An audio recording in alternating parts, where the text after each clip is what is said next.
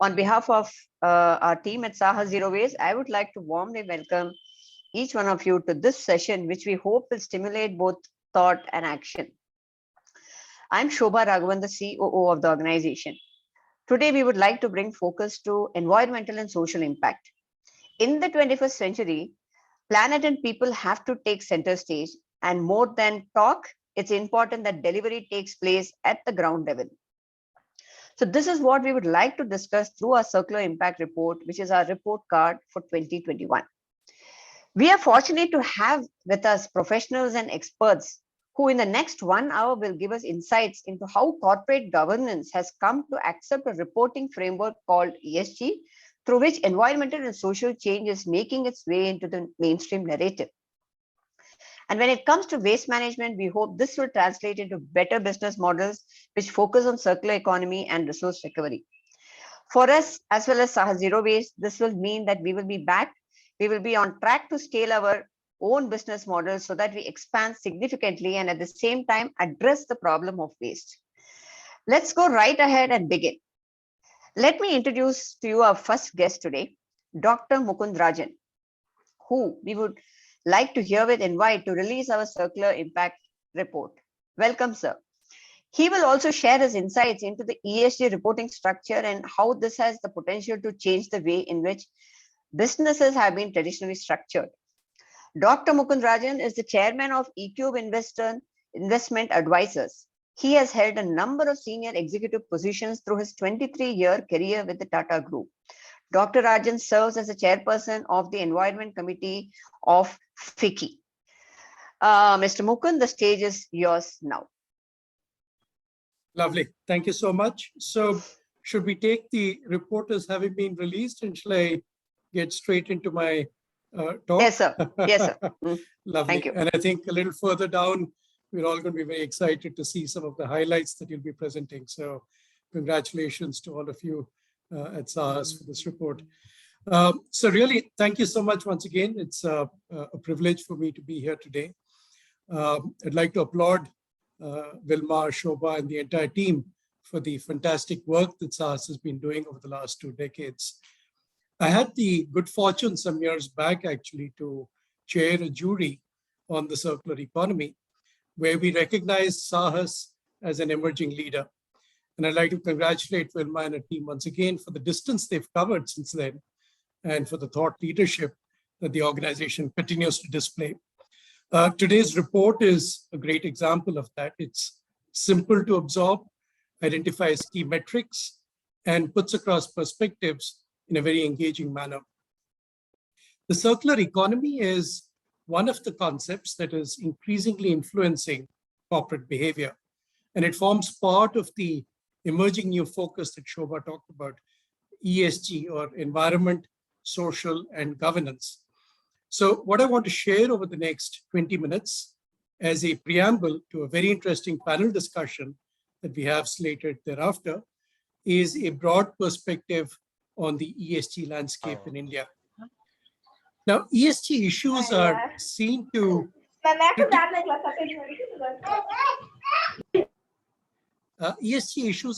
critically influence the sustainability of businesses. Their performance on material ESG criteria offer insights into their resilience in difficult times. In India, of course, such resilience has been severely tested during the ongoing COVID-19 pandemic. The pandemic exposed the excessive short-termism of many Indian businesses with limited financial reserves and an inability to sustain overheads beyond a few weeks. The values that many in the corporate sector profess to adhere to have also come under scrutiny for their treatment of key stakeholder groups like employees and workers, and particularly the decisions to terminate jobs. While the pandemic revealed the ESG vulnerabilities of many Indian businesses, if you dig deeper, you could even argue that India is in the midst of what many would describe as an ESG crisis. Whether you look at the E of ESG, where the economic activity of Indian businesses has yielded some of the worst environmental indicators in the world, be it air pollution, land degradation, or groundwater depletion, or the S of ESG, where India again suffers from some of the worst indicators in the world, including female participation in the workforce and the poor absorption of representatives of the scheduled caste and scheduled tribe communities in the private sector, or the G of ESG, governance, where the crisis is reflected in the large volume of insolvency cases, many linked to ethical misconduct and poor corporate governance, and their impact on the very high non-performing assets in the Indian banking system, a big reason for India's economic underperformance. It's clear that there is an ESG crisis in India today. And yet, the evidence in ESG is not all negative. The ESG crisis in India is stimulating important, mostly constructive reactions from stakeholders. For instance, growing public awareness and judicial activism are helping to force the pace of change towards better ESG practices. A good example of this is provided by what is playing out in the National Capital Region, particularly in the winter months when air pollution levels become quite dangerous. Prodded by angry public opinion and the courts, multiple actions have been taken from time to time by the authorities which have impacted businesses. For instance, think about the odd-even traffic rules to reduce vehicular traffic and the temporary bans on diesel genset operation, on construction and demolition activities, and on the use of firecrackers. Judicial pronouncements are also becoming more aggressive. The Madras High Court's judgment on the case relating to Sterlite Copper's unit in Tuticorin, or the Supreme Court's judgment on the BS4 to BS6 fuel migration are cases in point. There are also strong regulatory tailwinds in favor of a powerful new focus on ESG in India. These include the 2018 National Guidelines on Responsible Business Conduct, designed by the Ministry of Corporate Affairs to mainstream the concept of corporate responsibility. These guidelines have subsequently been integrated into the Business Responsibility and Sustainability reports that the Securities and Exchange Board of India, SEBI, has directed the top 1,000 listed companies to publish from this fiscal on a voluntary basis and from the next fiscal on a mandatory basis. Parallelly, regulations with a significant focus on good governance are also influencing the conduct of Indian corporates. The key regulators, including SEBI, the insurance regulator, IRDAI, and the pension fund regulator, PFRDA, have each defined stewardship codes which emphasize ESG requirements for institutional investors across the mutual fund, insurance, and pension fund sectors in India. Going by an indicator like the rising against votes by these investors on EGM and shareholder resolutions, they are beginning to flex their muscles. Amendments to the Indian Companies Act in 2013 also provided for some important changes that are beneficial to minority shareholders, including approval of related party transactions by special resolution. As a consequence, and we've seen a lot of this in the media in recent weeks, we've seen minority shareholders express their upset on matters such as unreasonably high management compensation packages, which they proceeded to vote down, or voted out directors up for re-election who they felt did not discharge their responsibilities adequately. It's not very well known, but in fact, India has actually been rated amongst the best countries in the world in terms of shareholder rights protection in the World Bank's Doing Business 2020 report. The 2013 Companies Act amendments also stipulated mandatory rotation of auditors to improve the quality of audits and reduce the risk of auditor-client collusion. And of course, keeping Indian corporates on their toes are a clutch of stakeholder groups, including proxy advisory firms and activist funds that are demanding better accountability. All of these changes in the domestic landscape are also being catalyzed by the actions of stakeholders overseas. ESG concerns are rapidly transcending international boundaries. One of the critical drivers of this is the increasing concern about global environmental issues. These are issues that impact the whole world, and no single country on its own can successfully address them. So cooperation between nations is a must. The argument is in fact the same as in the case of COVID-19. Nobody is safe until everybody is safe. So examples include ozone depletion and the loss of biodiversity. But perhaps just now, the most pressing issue is climate change. The Intergovernmental Panel on Climate Change underlined the need to go well beyond the 2015 Paris Climate Treaty target of a 2 degrees rise in global temperatures by the turn of the century to instead target a lower 1.5 degrees rise. And this is going to call for dramatic economic transformation. These issues have also impacted international politics, reflected, for instance, in the surge of the Green parties in the European Union. The European Commission's president, Ursula von der Leyen, has repeatedly emphasized that her top priority is dealing with the climate emergency and ensuring the end of carbon emissions by the middle of the century. One outcome of this is the recent adoption by the Commission of a proposal for a carbon border adjustment mechanism to address the climate change crisis. This proposes to impose tariffs on goods imported from markets like India, which do not have currently strong carbon emission controls in place. Citizen movements have also evolved, such as the one that persuaded the UK Parliament to declare a climate emergency, but of course the school strike that was made famous by Greta Thunberg. International lenders are also seeing an increasing thrust on reporting of material climate-related risks by businesses in their financial filings, guided by the recommendations of the Task Force on Climate-Related Financial Disclosure. So it will become progressively more difficult for businesses that do not evaluate and disclose the climate-related risks that they face to raise finance for their projects. Now, even moving beyond global environmental issues, we see that thanks to the interconnectedness of international markets, overseas stakeholders are able to influence corporate conduct in India. These include, very importantly, customers, especially millennials, who are increasingly demonstrating a preference to embrace purpose-driven brands.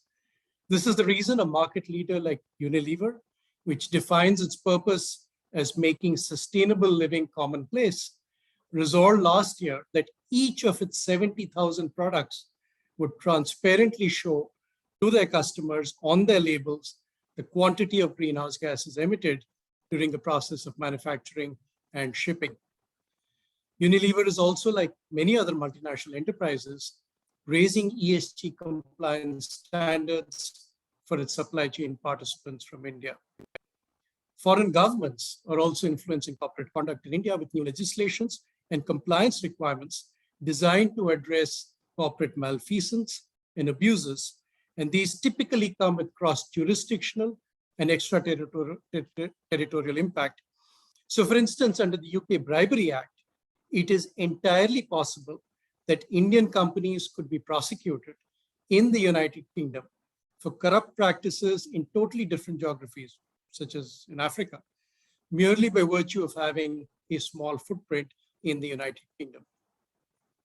And meanwhile, we see activists and nonprofits keen to hold Indian companies to account for their ESG lapses, conducting international campaigns against entities in sectors like mining and plantation activity that have allegedly failed to meet threshold standards of corporate responsibility.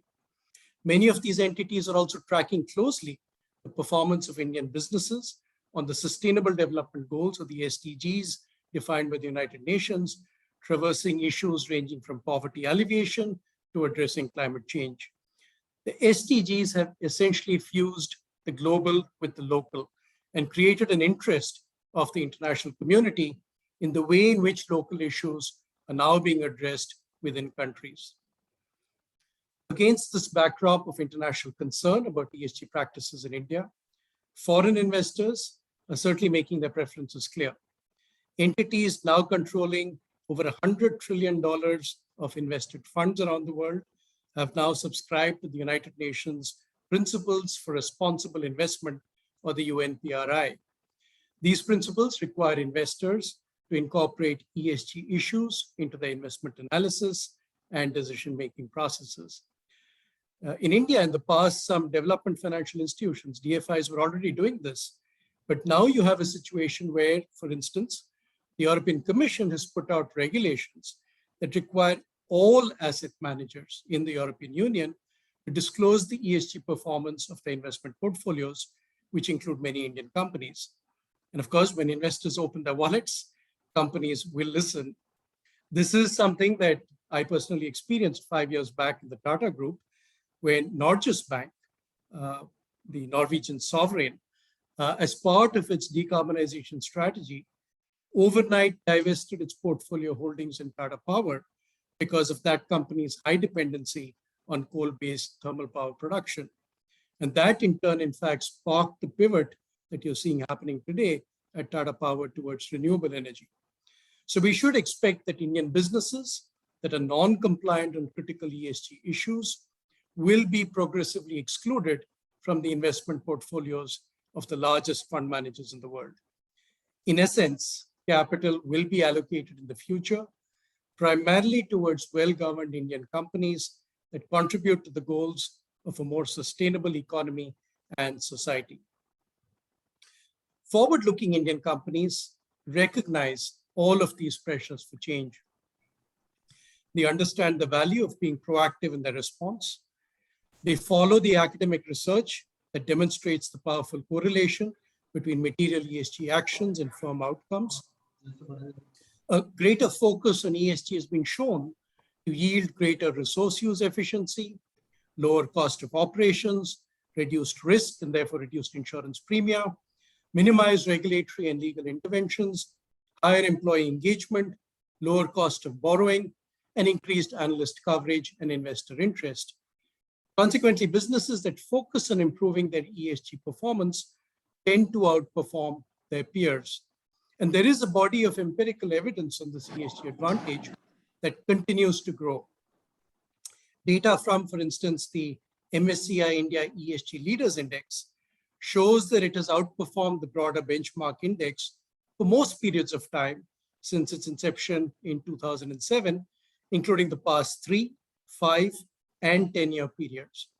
And you can see similar consistent outperformance with the National Stock Exchange's NSE's Nifty 100 ESG index when compared to the Nifty 100 index. So what do forward-looking companies do differently?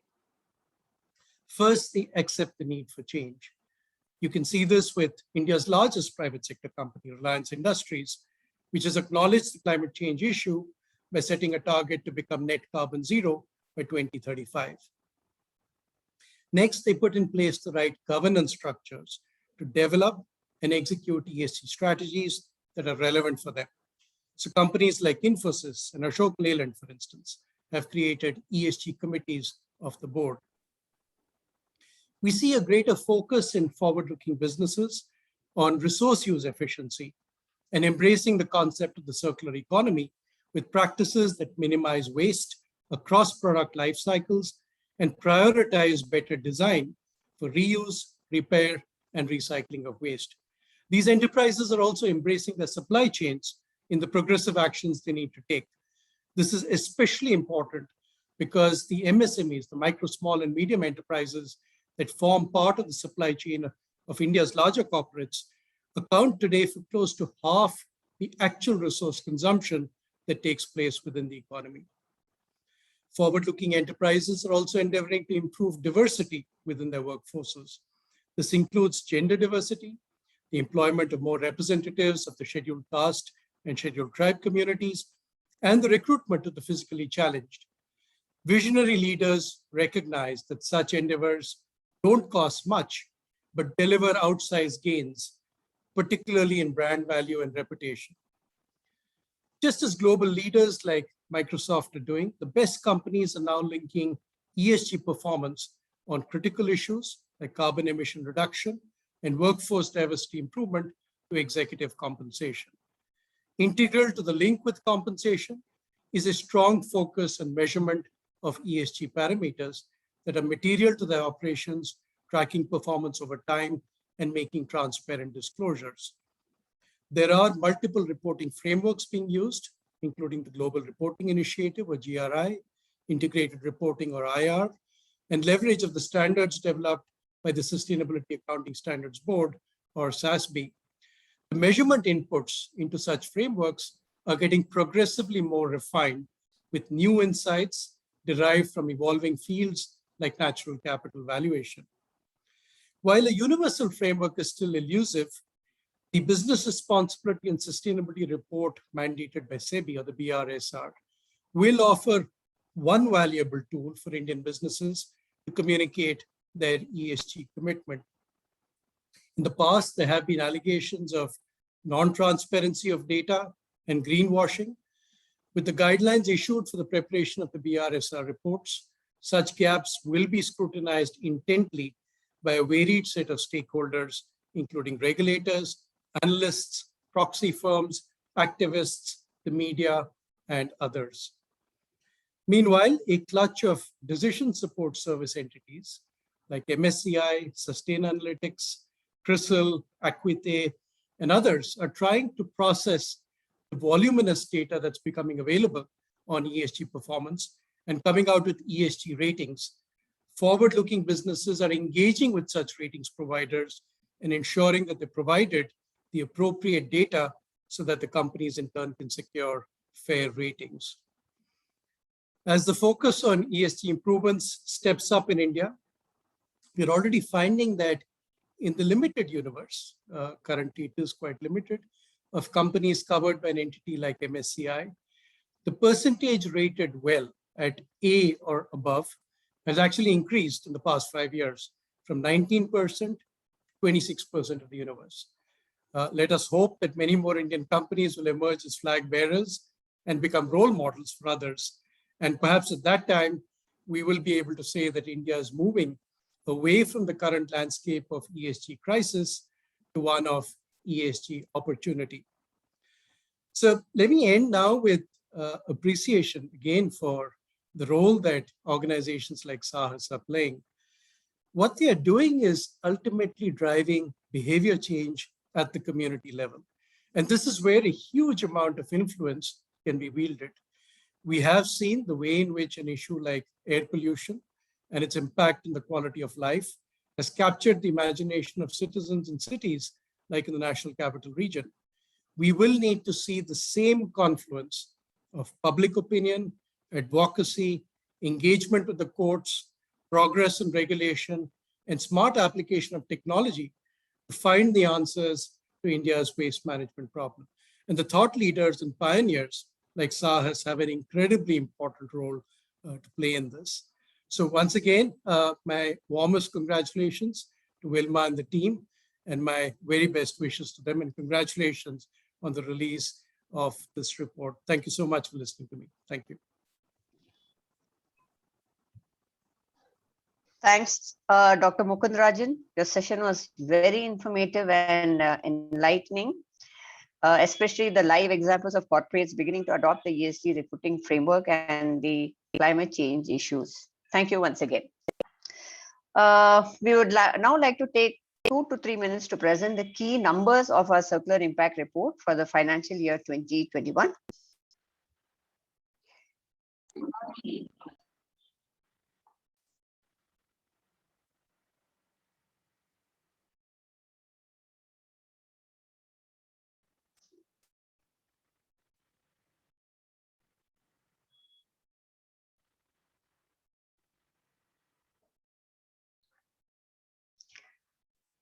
Okay, looking at the key impact numbers of 2021, under ecosystem development, we have been able to support 100 plus customers through our services across 50 plus cities and towns.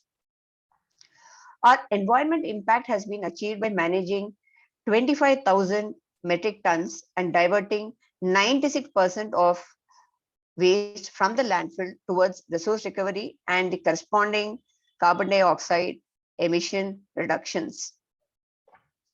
And finally, a social impact has been achieved by providing 157 jobs for people in the bottom of the pyramid and also enabled 1,500 indirect livelihood. Now, all of this has been largely possible due to the service fee, which is a charge to our customers, which has in turn then helped us deploy formal labor across the supply chain, We have been able to put processes, data systems, documents, and project management in place. We have been able to offer traceable solutions. And finally, we have been able to measure the outcomes and their corresponding impacts.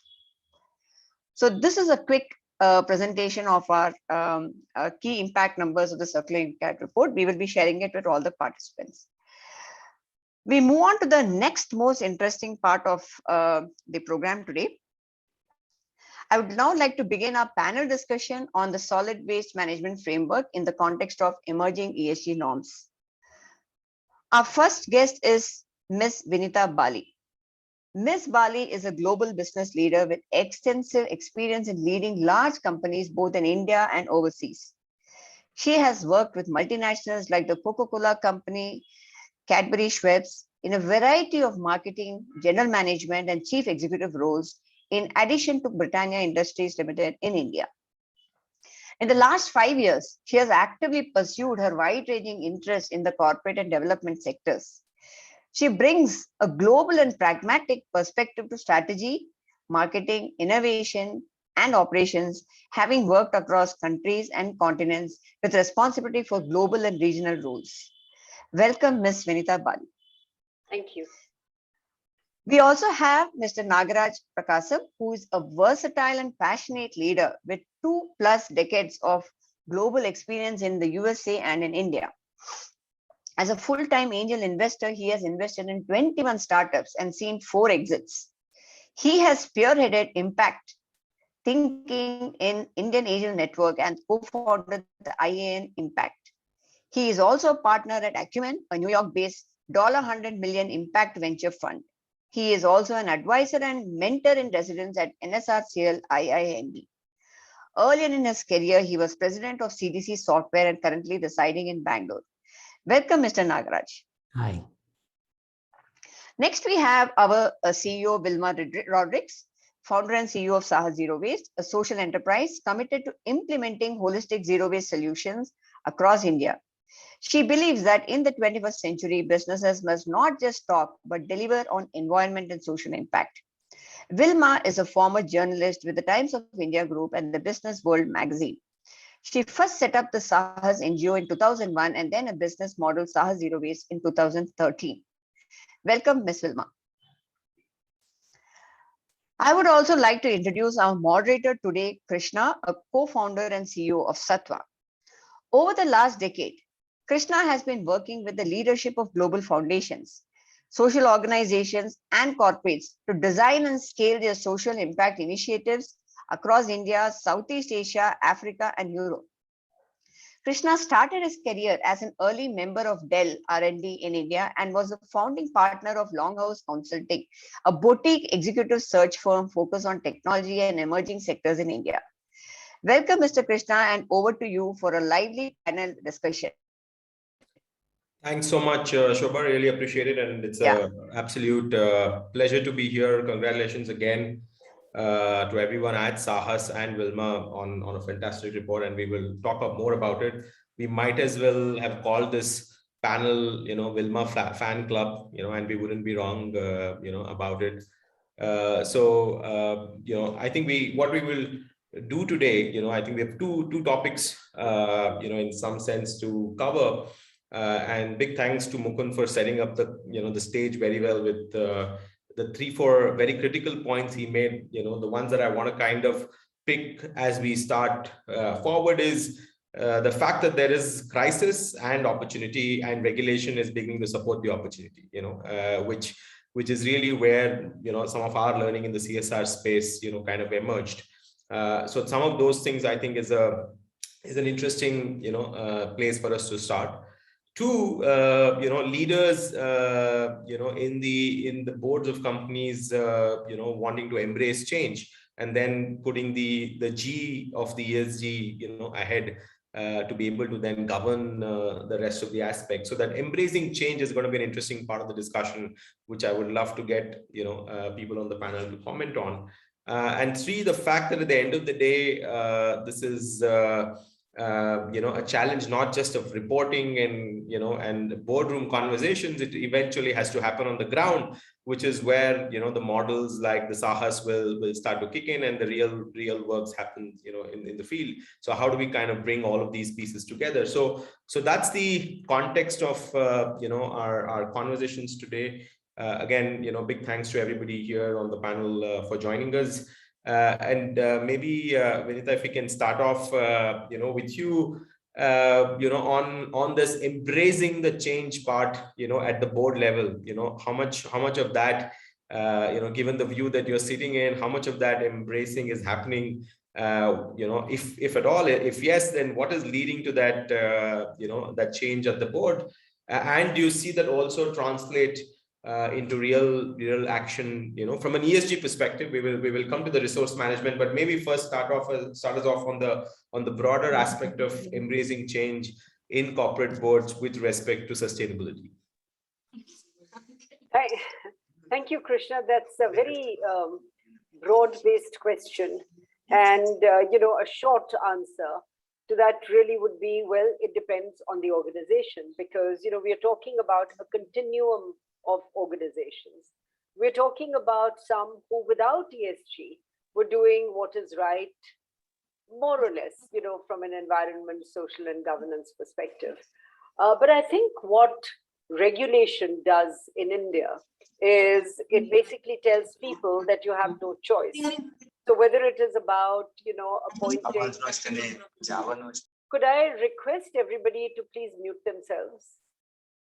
Thank you. So, so on that wide continuum, I think what regulation does is it doesn't give anybody an escape route.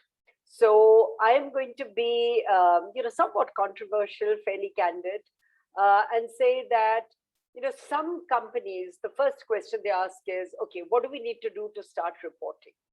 The question we should be asking is, what do we need to do to start running a better business? Removing our carbon footprint, doing better in terms of all those things we keep talking about, diversity and inclusion, the differences between median salaries and CEO salaries, and frankly the entire governance cadence. So I think the good news is that SEBI has put a stake in the ground, and as Mukund said, it is voluntary in this fiscal year, and it becomes compulsory next year. Now, the moment something becomes compulsory, then everybody jumps, the auditors are jumping and everybody's jumping and saying, okay, now we've got to change something. So something good will definitely come out of it. I think the responsibility that, frankly, chief executives, other leaders of the corporate world, and several of them also double hat as directors in other companies really have to ask themselves is, how do we tackle this systemically? Because this is not going away. This is not something that I can put a band-aid on and nobody will even notice. This is out there. It'll confront us, it'll challenge us, and so on. So the other good thing, which again I want to underscore, which Mukund said, is that, when investors, it started with, in some ways, the letter that Larry Fink wrote from BlackRock, and, so there's Norges, there's the Norwegian Pension Fund, and, all of these people get together and say, well, we're only going to invest in companies that are responsible when it comes to their ESG practices. So money talks. So I think in India, and I'll say this very openly, I think a good way to get things going is make it mandatory, put money behind it, which is going to happen.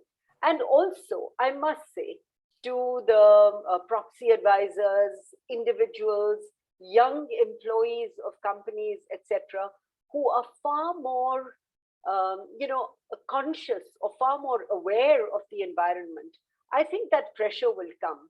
So these are good pressures. It's not going to happen overnight. There will be companies who are doing it right. There will be companies who will, as the Americans say, try and put lipstick on a pig, but it's not going to change the reality.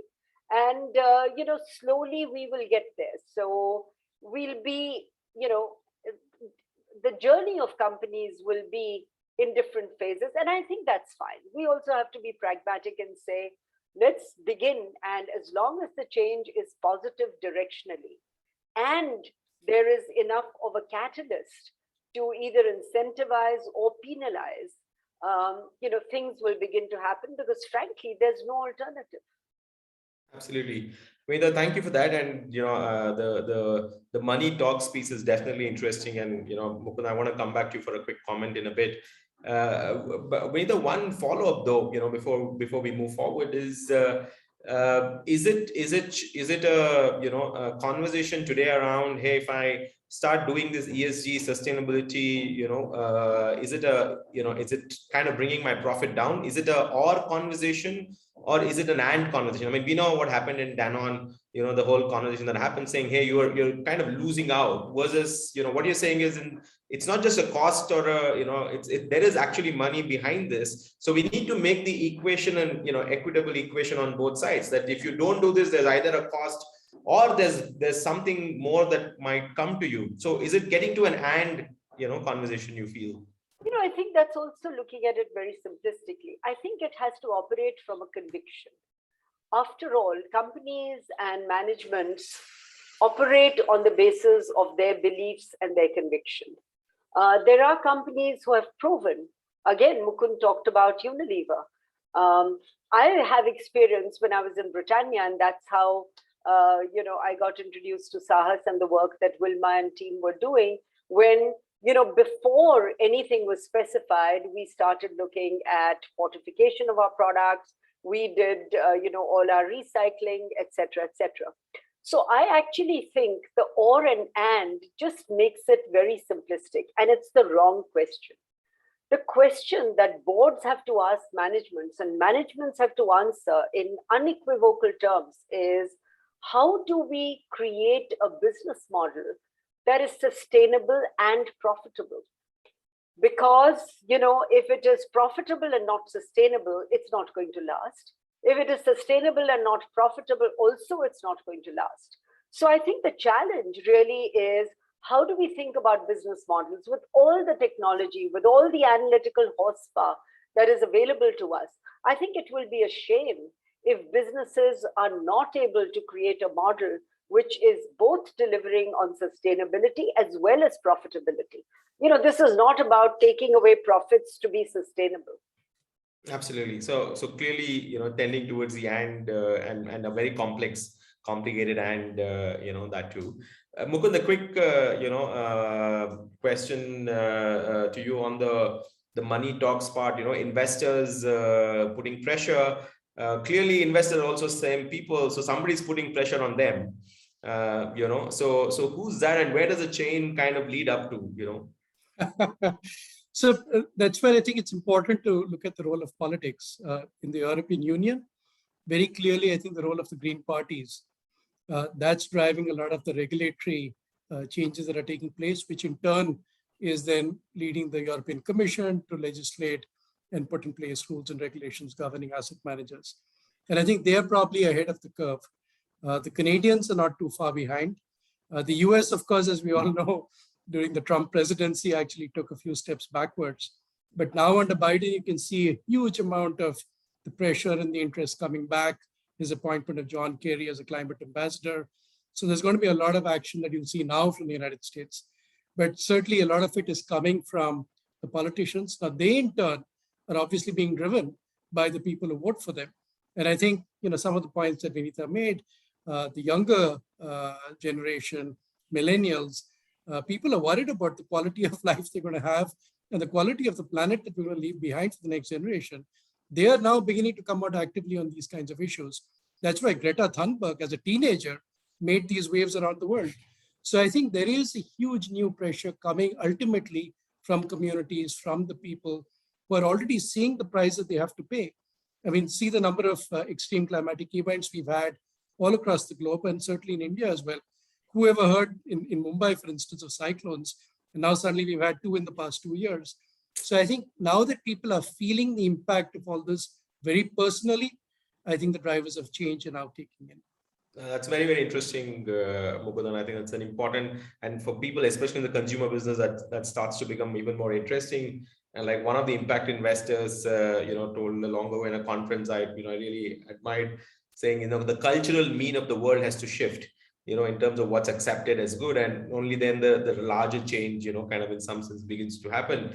Naga, coming to you on the whole topic of impact investing, recently one of the leading investors in the impact space, without taking his name, said that impact investing is now dead. Every investing has to follow ESG. So I'm now changing my firm to become ESG investing. We're never going to use the word impact investing anymore, right? And he's now $150 million new fund that's getting set up now under the name of ESG investing. So is what's happening in the investing space? Is every investing going to look at the ESG lens? Is that shift beginning to happen? And will they start promoting models that are more ESG relevant? Yeah, I think I'm very, very glad the merger started happening, right? As Mukund mentioned, with the ESG becoming voluntary and mandatory next year. 7 years back, when I've invested in Solaron, and we watched around 1,000 stocks, and we struggled to put Indian companies in the list, right? Finally, we ended up selling Solaron to Sustainalytics. And, Whipple ended up moving to UK, as Mukund rightly mentioned. Europe was way ahead in, the ESG piece of it 7 years back. So now I'm glad that we are able to marry that, what was happening then today. So that if you look at the other part, impact investing, it's looked at like somebody like, wearing a kurta and a Jolna bag, right? That NGO kind of type. But that kind of created a separate segment. So when I invested in Solaron, so I was looking at, okay, how can we fix the corporate? So when I invested in social businesses, I was looking at how do we help the poor? I'm today very, very happy that the both conversation is merged today, right? Like, because this I've realized when I was in Bangladesh, there is a Brahmaputra widened by 5 kilometers, and this entire village wiped out. The village was living on the banks, right? And they live in this pathetic condition. Their cow lives there, and this 10 by 10. So this is what I realized, that how the climate change is impacting the poor the most. So I'm glad the narrative changed completely. It is no longer about help the poor. I call the poor as the carbon fixers, the preventers, right? So today Elon Musk is selling $1 billion worth of carbon credit to Fiat. So he's been celebrated as a fixer. But what about the preventers, right? So we have 3 million households of weavers making handloom. That's sustainable fashion. Somebody living in a thatched roof house, that is a LEED platinum, right? Compared to grade A building in Bangalore, right? You do a carbon calculation of a poor living in, Dantewada compared with Bangalore and, London or New York, and he's rich, right? If you look at in US GDP terms, US is 8 times more than us in terms of GDP, but their per capita consumption is 6.8 times more than India. If carbon is the new gold, who's rich? So this is what I'm very glad that this poor, right, who are always impacted by everything that happens. Today, now it is good that do good, and you can also get recognized. So the point you mentioned asked about Vinita as well earlier, it is no longer P alone, that your ESG also bring you money. That's what Elon Musk is surviving in the last few years, collecting $1 billion bucks, doing good. So today, doing good get rewarded. Earlier, doing good means you are a kurta guy, you stay out that side, right? But I'm very, very glad this is coming towards the end. So carbon is a new gold. I think that helps me really look at. So that also changed the narrative. It is no longer a poor weaver. He's a sustainable fashion maker. How do we make the carbon? He's no longer a poor farmer. He's doing organic, and here is a carbon footprint. And hope the COP, India is able to bring the carbon market in India. So where we can trade this carbon, we come from these weavers and farmers and the tribals, all of them today, they are rich, but we are not calculating. So I'm very, very glad that that marriage is happening. Yeah. Thanks, Naga. I think that's a that's an important trend that you kind of highlight today, that it's all so connected. We can't kind of silo that out, and only say that this is one model that works. Before we move on to Wilma, are you seeing this conversation pick up with other investors as well? I mean, I know at IAN, at Acumen, at these kind of organizations. Obviously, this is very mature conversation. Yeah, that's a very good question. I want to mention about what Acumen did 20 years back when Acumen started. So Acumen was defining what impact investment in the whole world, right? So they said it's a passion capital. Acumen is a nonprofit, right? It took the philanthropic fund, bring in aid versus trade dialogue. But in India, the impact investment got skewed, right? The mainstream started coming to impact, thanks to the word what C.K. Prahalad coined, that fortune at the bottom of the pyramid. They saw there is a gold at the bottom. Everybody started carrying the bags, right? So when the mainstream started coming to impact, they started treating that as another mainstream VC fund. But we realized after 20 years in India, this impact invest completely skewed. So I'm seeing a difference now. The so-called impact investors are moving up. They say next 500 million. The mainstream, which is targeting top 250 million, that's too crowded. They're selling, I'm looking at next 500 million. So these guys who did not able to make an impact on the bottom of the economic pyramid moved up. Similarly, the mainstream guys not able to make money on Flipkart coming down. So I'm glad that bottom 250 million is completely vacant for Acumen come back to the space. That's what we did exactly last month. World's first agriculture resilient fund. So we put a fund, $58 million for smallholder farmers and climate resilience. So this is an amazing gap that formed, and we are able to come back again that, okay, guys, I'm glad you vacated the space. Now the real impact investors stand up, but with the new avatar, which is going to be sustainability story. Yeah. Brilliant. Naga, thank you so much. I mean, that's really very encouraging. And I think it's also an opportunity, for all of us. So Wilma, we always want to hold everybody else accountable, as social entrepreneurs. We want to make sure that corporate reports, all the things that they do. But you ask social entrepreneurs saying, how are you create impact? They say we are doing work in the social space. That's more than enough. Don't ask me for any data and reporting. And, we're figuring out our theory of change. So in the middle of all of this, you've gone ahead and set a new bar for social entrepreneurs on, reporting your own numbers and data, which not too many social enterprises do. With Naga on my board, he's already making me work hard on putting my report out. So why this report and how this idea came up, and going out and putting a lot more data in the public domain? What are we looking to achieve here? Yeah, so it's exactly that. The fact is that most of us in the social space or even in the social enterprise space go out there and get work done on the ground, and to a large extent we believe that is what we do best. And but at the same time, the communication of that, the endorsing of that, the actual validation of what is happening on the ground, that has been a weak spot with many of our organizations. And so, like, we learn from each other. We've learned, and we ourselves have transitioned from an NGO now to a private limited.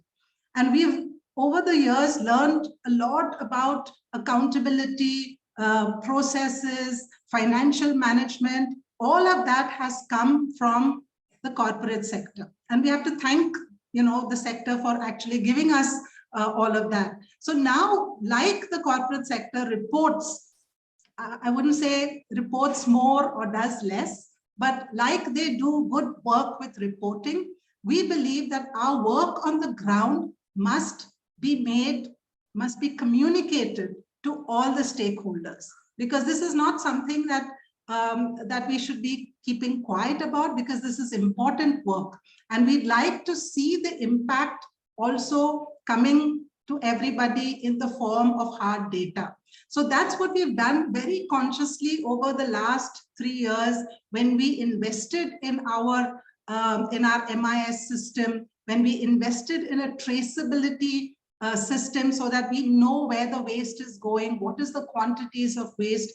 And having got all of that data, we would now like to put out that data, and that's what we've done, because we do believe now that other organizations, who are now going to come into the ESG space must be able, and ESG governance and the framework must make decisions based on the data that is made available to them. Yeah, and so that's why it's important. Otherwise, we've also seen, and if I make a quick point here about sometimes, not all, but many corporates, reporting on sustainability focus a lot on the optics of it. Yeah, you see a lot of good photographs, you see a lot of things happening on the field for sure, but the actual impact of that, there seems to be a step back. So here in putting out, we've really been transparent. We've actually been able to show that the kind of benefit, because we have a service fee, as my colleague Shobha mentioned, what is the implications of that on the informal sector? And we actually created business worth 22 crores of rupees in all the work that we did, of course, with our own team first, but then also with our external partners. Now, this is something that many of our other stakeholders don't realize, because we are still put on the spot when it comes to waste management, saying this is how it was done for the last 50 to 60 years. There was no service fee, and this is how things were managed.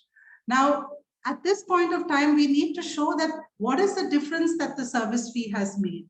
And I think that's what the report is showing. And that's what we hope now other similar organizations will also do, so that there is a collective understanding and there is a collective change that will take place through that simple reporting that we have started to do. Wonderful.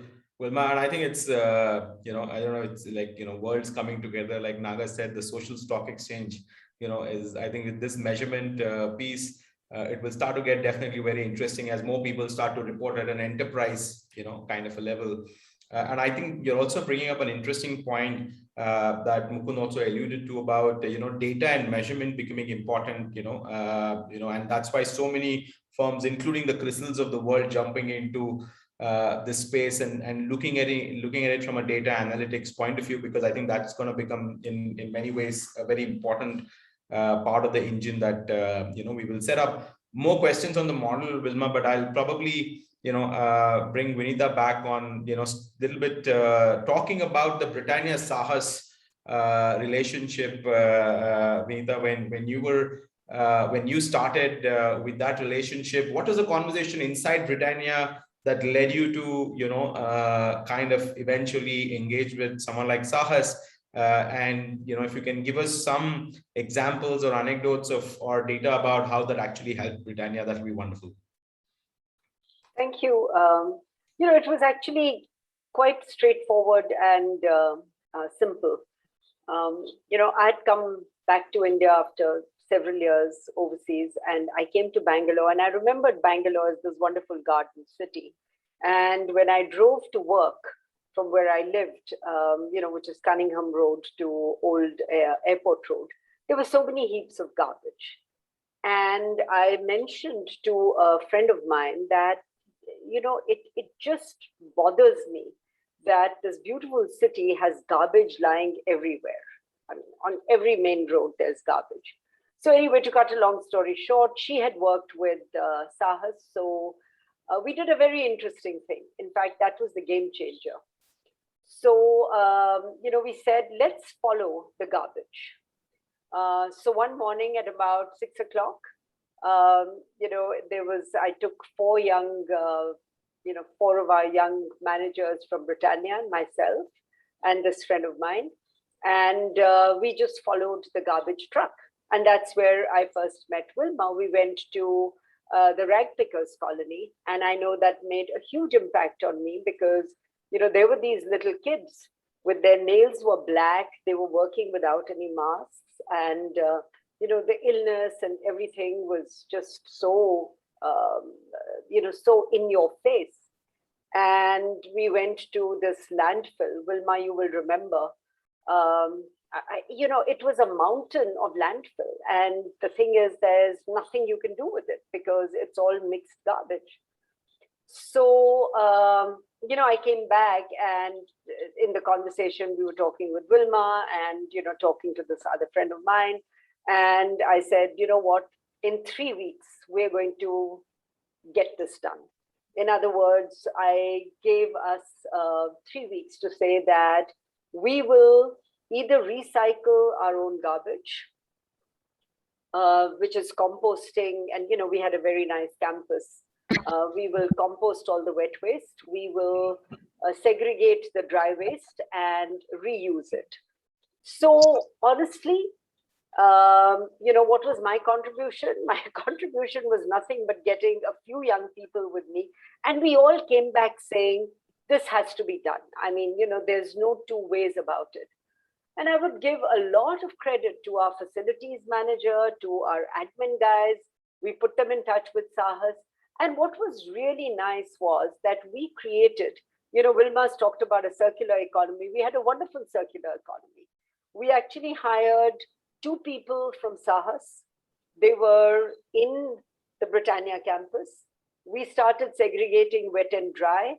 Wet was composted. And what we started doing was we started selling that compost to employees. And the money that we got from there went into a staff welfare fund. So, let's say an employee's wife falls sick or whatever. In addition to what we were doing regularly, we started putting that money into the staff welfare fund. So we created a wonderful staff welfare fund. We gave employment to 2 people from Sahas who sat there and further segregated the dry waste, the Tetra Pak cartons, the newspapers, the magazines, the this, the that.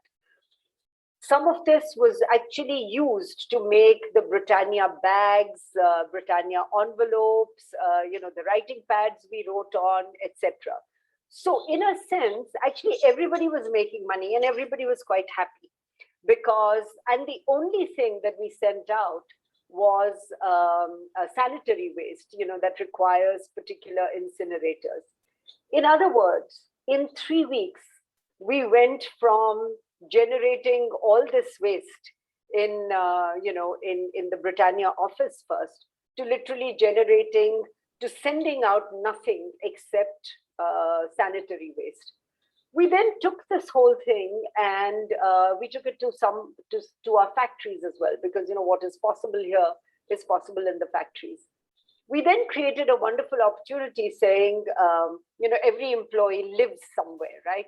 So what if you were able to do this in the apartment complex or the street on which you live? I remember I invited Wilma and the Sahas people to the apartment complex where I live. And I'm very proud to say we're working with Sahas. We're segregating waste. Again, like in Britannia, we're only sending out sanitary waste. And we are composting all our wet waste here, etc. The point I want to make is I just want to make one more point and then I'll end. I think I come back to this conviction. You do it because it just seems the right thing to do. What was disappointing, however, was, when we did this, every CII meeting, everything we used to be invited, I used to be invited and asked to tell the story of what we did, because we got some Namma Bangalore award and we got some other awards and so on and so forth. I must have personally hosted over 100 CEOs to our facility in Britannia, because we made an investment in the composting equipment and so on, the payback period of which was like 6 months. So out of 100, I am really sorry to say, we only got some 6 or 7 conversions. People would come, CEOs would come and say, great, great, great, and go back. And then there was something else that was a priority for them to deal with. And I actually think these are the kinds of things that have to be made as, made part of CEO performance assessment. It's like, if you believe in something, you've got to make sure it gets done. Now, did I do anything in Britannia? The answer is no. All the stuff was done by the facilities manager, but it was very clear. If you need anything on this and you're not getting decisions, you walk right into my office and we'll give you the decisions. And it worked. And he was the one who went around everywhere collecting these awards and became very well known because, but that's the right thing to do. No, absolutely, Vinita, and thanks. Very, very inspiring. And I remember those are the times we also did the Freedom Park big event where we set up all the stuff with the same dear friend of yours. Absolutely. And to cut a long story short, it was again something in my mind, something which is quite simple. You take a city like Bangalore, 60 to 70% of the waste that is generated by bulk generators. Yeah. Hotels, hospitals, restaurants, the municipal market, and so on. And the whole Freedom Park idea really was to showcase that there was a solution to dealing with waste. And by the way, if the bulk generators would take care of the waste they were generating, then the municipal corporation's workload actually reduces to collecting only 30% of the waste and not 100% of the waste. Yeah. Even though we had those high court judgments about segregating waste and so on and so forth, the other issue really with all of this is implementation. And unless there is follow through and there is this pakka implementation, that enduring change will not come. But once you do it, our building works, on its own now. Absolutely. No, that's a fantastic point. I think two very interesting things. That you kind of brought up, which I want to now bring Mukund and Naga into the conversation. Mukund, so you heard the conversion ratio, and we've been through that, and early days, and of course the regulation started to change things, in some of the areas. So today, do you see in the emergence of the ESG frameworks, the resource recovery and the waste management getting enough support, and can we expect better understanding and better, change management, behavior change, and embracing the change, from corporate leadership, given what the ESG frameworks are now asking them to do? I think in the case of waste management, perhaps less immediately the pressure because of a broader ESG framework. But I think more because of specific regulations that have now been introduced through this past decade. So the plastic waste management, for instance, or extended producer responsibility, battery waste disposal. There are rules now governing each of these. And in fact, there is a lot of heat now in the industry which produces these, manufactures them, to also have in place protocols for collection. And that's now raising many of the questions that Vinita also touched upon. For instance, the role of segregation, both in the household and also when waste lands up at your waste disposal or collection points, the role of the municipal corporation in then processing it further. And the fact is, across the board in India, I think municipal corporations are woefully inadequately prepared to really deal with the volume of waste already being generated. So, but the important thing is now that there is a responsibility on corporates to collect back a lot of this waste, they are now interesting themselves in finding solutions and ways to be helpful even to the municipal corporation. So that sense of public-private partnership is always being thrust on them to find those answers. So short answer, I don't think from the ESG perspective, at least on the issue of waste management, it's yet high up on the priority of investors. But certainly, I think the regulation is driving it in that direction. And pretty soon, people will start asking these questions because it impacts quality of life for everybody. So I think the run-of-the-mill investor will also start bringing up these questions when they look at companies that they're investing in. Very, very useful, Mukund. I think that view and that perspective is definitely useful for all of us looking at waste management. Naga, from your perspective, is waste management a conversation in the impact ESG investing ecosystem? If so, what kind of business models or what kind of models are being talked about? Obviously there are different things about it. Should it be circular economy? Should it be energy? So what is the conversation in the investing world around waste management models? Yeah, I think the one is about, if you look at when I invested in Sahas, I was telling that you are the next WM, right? So WM of US It's a $1 billion company, Fortune 500 company. I told Wilma that you are the WM of India, right? Okay, when I invested, people were asking, like, where is the tech in Sahas? Right? They're just collecting waste, right? Just like stinking business, right? Where is the money? So I said, go read about WM, right? And then look at this, right? So when I live in the US, when we segregate more, we spend more money. So this is what Vilma was telling, the change in the customer behavior in India, right? Hey, you are the culprit, you produce the waste, you pay me the money. I'm not going to pay you any penny. That's a service fee that talks about, right? I'm very glad that the Zero Waste Campus title that she put up, I think people like Vinita with their pioneers, they picked up that, the campus, what you see behind IMB. Today, look at, there are 100 ton of these zero waste campuses being created, right? So that means that owning the waste. So that's what Sahas was the major focus of. You own the waste, they ensure that, give us peace of mind to Vinita or IMB director that your waste is not contaminating Mandor. Your waste is not being eaten up by cow that dies, right? So that peace of mind was started earlier. But if you started looking at, owning that piece of it, that helped us today look at 63 million ton get moved out. But now what do we do with the wet waste, right? So we were doing compost in the IMB campus. It takes a month to do a vermicompost. So can we do the best? I think that's what the biogas, a 100-year-old technology that's a flop in the country. My grandfather had a gobar gas plant 50 years back. But we got greedy, right? We dump everything. We thought the energy will come that kills the bacteria. But Som and Kevin had figured out, they said there is a discipline required, guys, right? Now they are able to run around 3 plants. There are big companies coming like Mahindra, Tata's. There's entire Jaipur, right? The river has been cleaned.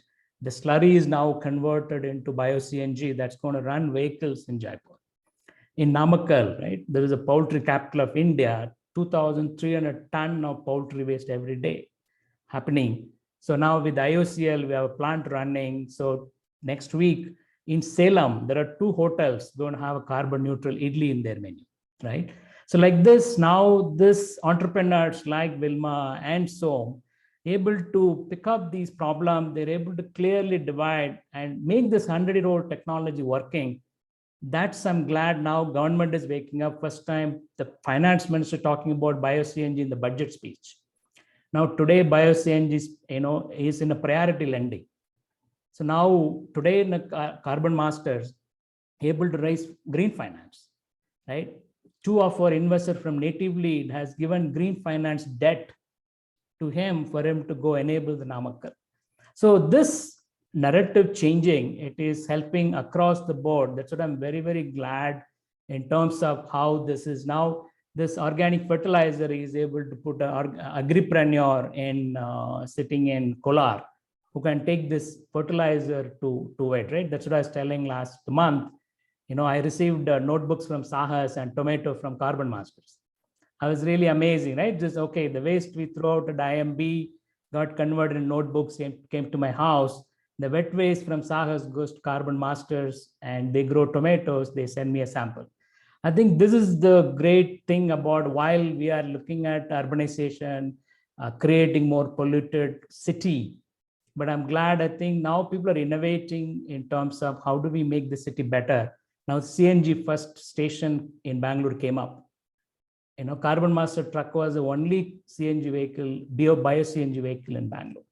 But today now CNG vehicles come, we can pump the gas. In Indore, we pump the bus with this, a gas that's coming out. I am Indore running in our gas. So like this energy is kind of changing, but it's going to help us in the GDP as well because, our number 1 is the fuel import. But 160,000 ton of waste, 50% wet waste, look at how many LPG we can do and reduce our trade deficit in terms of importing that. So this energy has a huge role to play. I'm also a fan of electric vehicle, but 70% of India's power is from coal. So you're not polluting in Bangalore, but you're polluting somewhere else. So in net emission from India, the electric vehicle, long way to go. But I'm glad that bio-CNG can play a fantastic role in removing that. I'm glad already entrepreneurs have picked up and looking at what can be done. Yeah. Thanks so much, Naga. And I think a lot of them are very, very innovative models. And that's when, in the beginning I said, we all look up to Wilma and Sahas to, manage our waste in Bangalore. Even as recently as yesterday, in a new apartment I have moved in, when they asked for waste management solution, I said, okay, Sahas, right? So Wilma, everybody is calling Sahas now, which means, and the numbers are staggering, 50 cities, 100 customers, so many metric tons. I'm sure you're also, your hands are full of challenges. So resource management, resource recovery, and the circular economy principles in waste management, how does one implement this? What are the top 3-4 challenges that you and Sahas, the team of Sahas, have to address to do this and do this at scale? Because, building a model is not enough. We need to solve the problem, be done with it, in the next couple of decades, at best. So what are the challenges in front of you all, Wilma? Yeah, so the first thing is, of course, we would like this endorsement of the service fee. We have kind of made some breakthroughs in Bangalore, Chennai, in the south. But if we have to scale, if we have to go even to a Mumbai or to a NCR or definitely to Kolkata, the acceptance of people paying for waste is almost not there at all in these new geographies. So that is one of the biggest challenges that we currently face. The second would be for us to look at the kind of recycling for all kinds of dry waste which is available in the country. There's a big gap in terms of recycling, because today when you look at plastic waste, when you look at the fact that the kinds of plastic that you have recycling is limited of plastic, PET, HDP, these rigid bottles, that's about, the limited recycling that is available. The rest of the plastic, a big chunk of it goes to what we call co-processing, which is a kind of energy recovery in a cement kiln. We would like to see really, now that the plastic rules have very clearly defined how limited amounts of plastic waste should go to even co-processing cement kilns, we'd like to see a bigger infrastructure investment happening in recycling of plastic waste.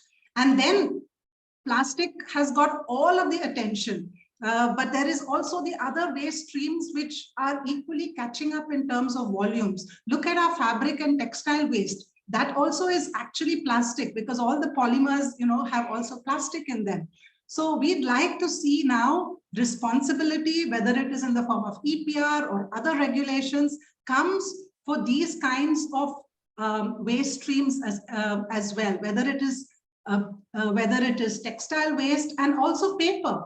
Everybody, because plastic is kind of feeling the heat right now. You have paper packaging, picking up and talking about being the alternative, but paper production, paper recycling is still not quite there. So we really have to look again, we have to come back to reduce. And that's where, although we as an organization are a waste management company and we manage waste, but our first principle is also reduce. So balancing this awareness about how we need to reduce and reuse, and then of course managing whatever waste comes to us for proper accountability and an end destination is, our challenges, I would say, at this point of time. Also, the fact is that now we need to grow our teams. I mean, we've very easy able to get people from the base of the pyramid come and work in our centers. But at the same time, we do need professionals in the team, because there is a big process that has to be managed like any other business. So we do need professionals, and we need, we need to have our business attract the kind of talent like any other business. So again, that becomes a challenge, especially in the new geographies where we are currently planning to expand. Wonderful. Wilma, I think, thanks to the audience also who's been sending questions. I think one of the, questions, Wilma, relates to what you just touched upon, on some of the challenges and, some of the people, and we know, India is also full of many waste champions, out there who are trying to do something in their community. and trying to actually, address the needs of the community. So how does somebody at that grassroots level, kind of start off? If there are already existing systems they can build on, it's great. But if you're new, either in a certain location, new geography, new apartment, how do I start setting up, all of these systems? And would Sahas be the great, place to go and get some help?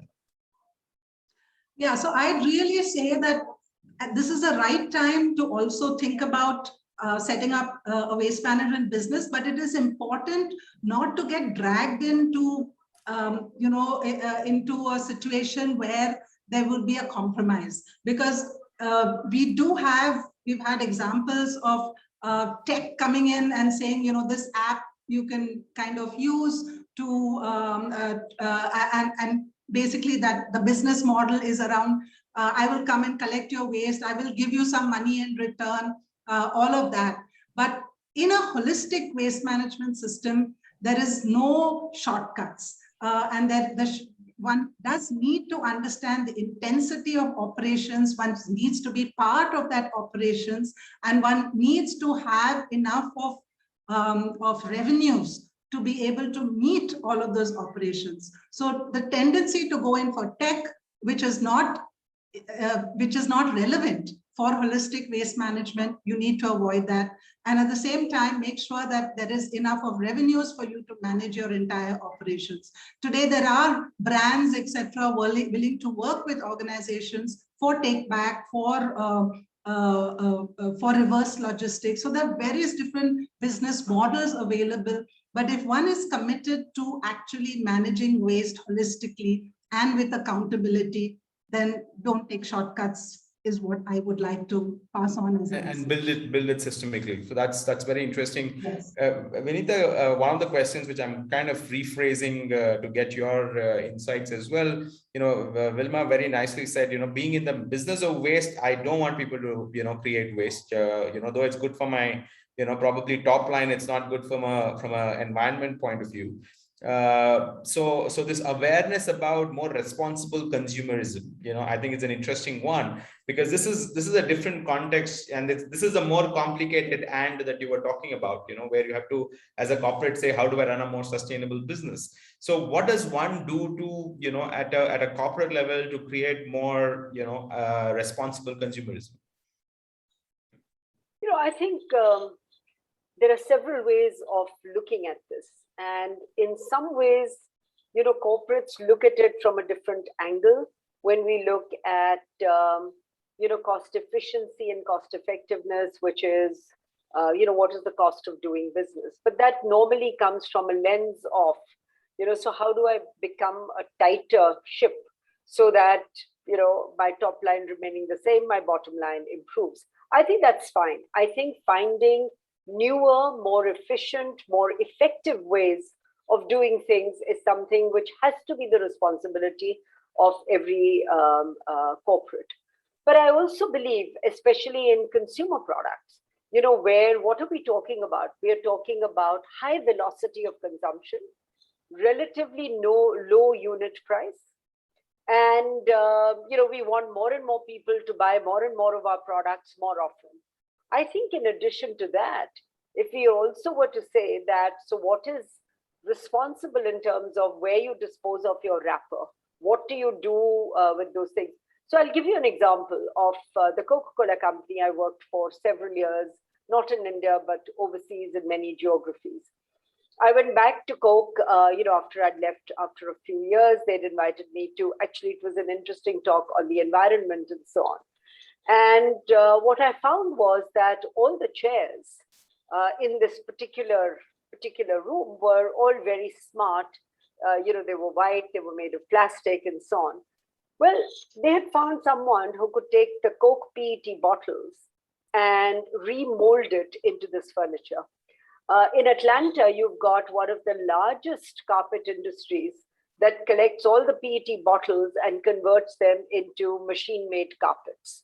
The fleece that Patagonia and other people use, including in the Olympics, we had given Coke being Coke. We got all these fleece jackets made, and we said that these are from the PET bottles. The point I'm making is there is already enough technology available to get started. I think the important thing that I keep coming back to is saying that, where there is a will, corporates will find a way, but there has to be an incentive.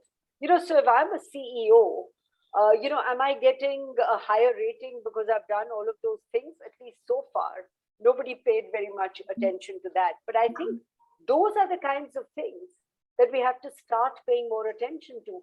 Why should my performance only be judged by my, profitability, profit margin, cash generation, etc.? It has to be a holistic measure. And we also can't be, a little bit hypocritical and say it's all about, people, planet, profit, and then forget about planet and think a little bit about people, but think a lot about profit.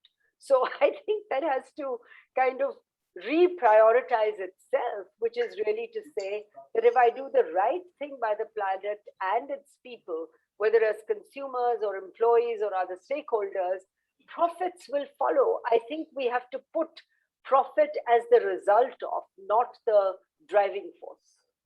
Thanks, Vinita. I think that balance is going to be the interesting rope walk, I guess, every corporate will have to make.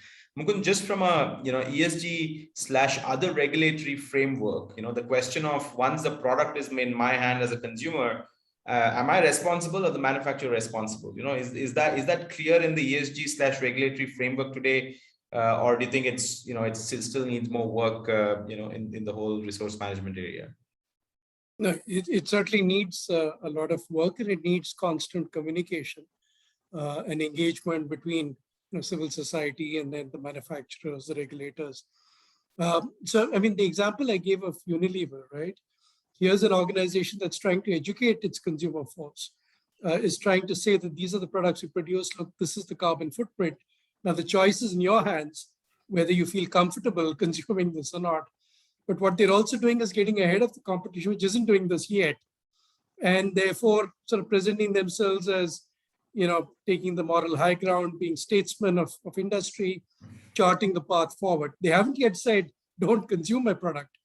But you have people who are going that direction as well. I mean, I guess it was 2-3 years back when I think it was KLM, which offered people buying tickets on the airline ground-based options via train and mass transport to get to the same locations, essentially saying, look, you don't actually have to fly me, because guess what? Flying consumes much more carbon and generates more greenhouse gases. Here's a better alternative. If you still need to, for emergency or whatever reason, fly by air, then certainly come to me. So people are looking at it even from a brand perspective. Can they shine in comparison with their peers? But it has to be an authentic conversation. People have to believe that you're doing it for the right reasons.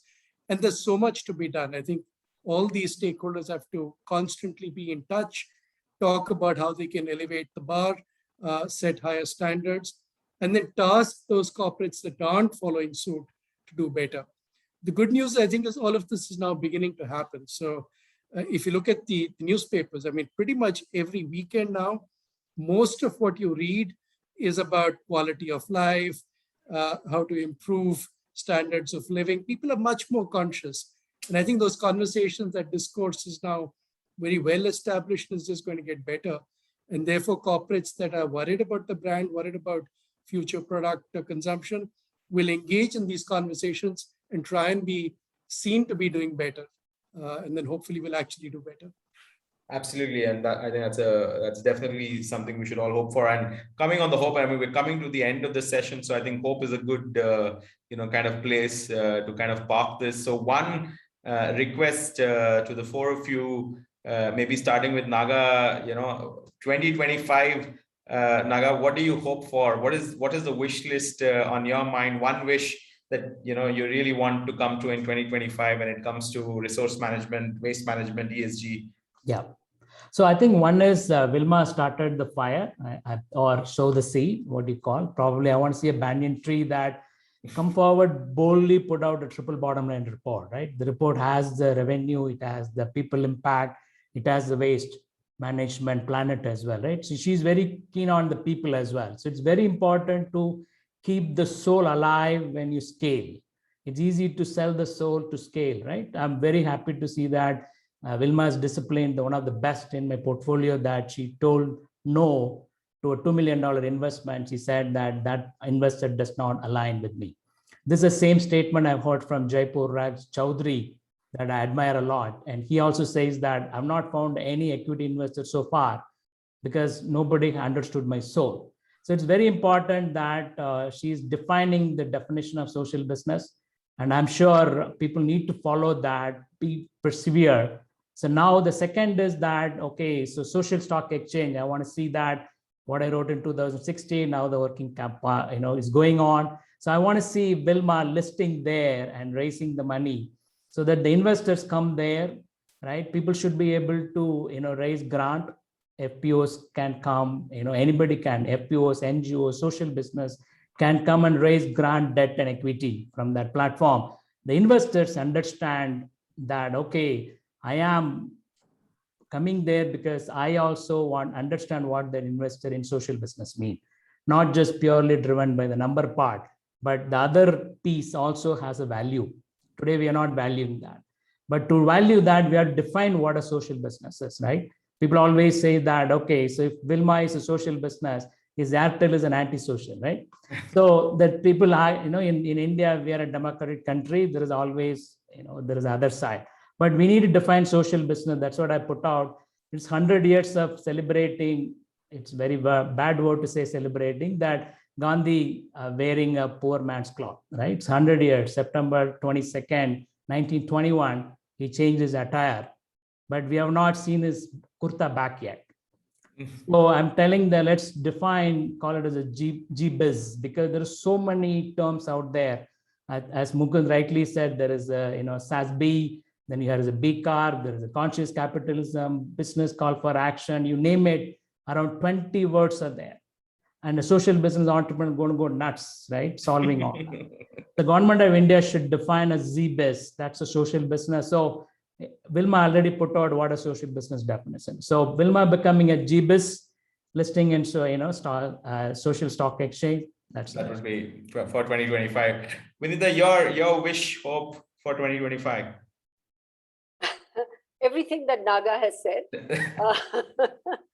And, actually, I feel every business is a social business. I mean, and I'm not being cute when I say this.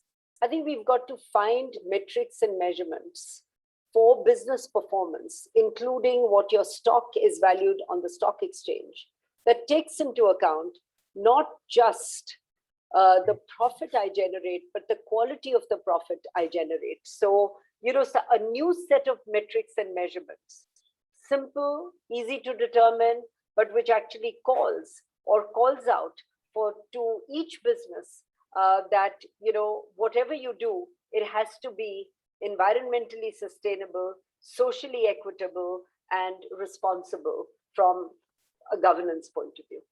Brilliant. Fantastic. Thanks, Vinita, for that. Mukund, your wish, hope. So 2 years back, I wrote an article for the Hindustan Times about whether the time was right for India to have a green party. And perhaps in 2025, it'll be great to see actually a green party in India, which, if nothing else, at least puts pressure on all the other political parties to include sizable references in the manifestos on what needs to change, I think, in terms of the attitudes and perspectives and consumerism and the role of corporates in India. So that would be maybe one wish that I would have. Brilliant. No, that's a really Germany really interesting. Mukund, yeah. Germany's already got. Oh my God. Vilma, your hope and wish for 2025. Yeah, just one thing, that the business model which has resource recovery and 96% resource recovery becomes the solution for waste management, and that will then address our waste problems in India. So that's what I really think is possible, and that's what we hope for. Brilliant. No, that's amazing, Vilma. I remember, probably almost 10, 12 years ago, when we were in the early days of Sahas, the social enterprise, and we were dreaming about setting this up and building this, in the way it has actually turned out. So I think it's very clear that if you can dream and hope, it's possible. You've shown the path, Wilma and Sahas. So big congratulations again to all of you at Sahas. Thanks for this opportunity, and a big thanks to Vinita, Naga, and Mukund for joining us as well. Really enjoyed having this conversation. Sorry we couldn't answer all the questions, but we had a great time, and good luck to everyone. Thank you. I think Arun will quickly have a last word. Arun, my colleague, would like to I propose a vote of thanks. Yeah, Arun? Yes, thank you, Wilma. Thanks to the panelists, and it was gripping indeed. It was really fantastic to hear all the views. It's great to see all the participants who stayed back to the last minute as well. So I would like to give a vote of thanks for today. Through this gathering today, we have tried to bring to the table a commitment to overall business practices. Planet and people have to feature as priorities, and we hope that our bold step towards holistic impact reporting will pave the way for all social businesses. I would just like to share a few thoughts from the entire discussion today, picking up words from everyone's discussion. Would like to highlight that, today we discussed about how Europe is way ahead of the curve. But honestly, over the past few years, we can see India's catching up. The government that we spoke about, the young generation that we spoke about, and also the ecosystem is really ready to scale. And what's better time to scale it the right way? And that is why today Sahas Zero Waste have set out our achievements of intended impact. We heard that every enterprise creates impact, but Sahas Zero Waste has intended impact, and we look forward to scaling up the impact and set this as a benchmark today. Move from this benchmark today. On behalf of Team Sahas Zero Waste, I would like to thank Dr. Mukund Rajan for being with us today, releasing our report and endorsing our roadmap for change. A big thank you to our panelists, Vinita Bali, who is an independent director. We know will continue to be a person in the boardroom who's going to spearhead change. Likewise, Naga, who will continue to shake up the investor community and cheer for impact being at the forefront. Thanks, Sri Krishna, for setting the right tone for the webinar, asking the questions which matter and seeking answers which will propel us to think differently. We had a great audience for this event, and we thank each one of you for being with us today right till the final minute. We will be emailing you our circular impact report along with today's Zoom recording. And to wrap it up, I'm sure that this is just going to be the start, and we look forward to continuing this engagement and conversation towards a common goal of what we believe with nature, people, and technology. Thank you, everyone, and have a great day ahead. Thank you. Thank you for having us. Thanks to all of you. Thanks for the energy you bring together. And I like the force with which you are ready to address the upcoming tsunamis around waste and the new challenging ESG frameworks. Thanks so much. We'll meet again. See you. Thank you. Bye. All the best, Sahas team. Go for it. 100 ton. Bye. Thank you.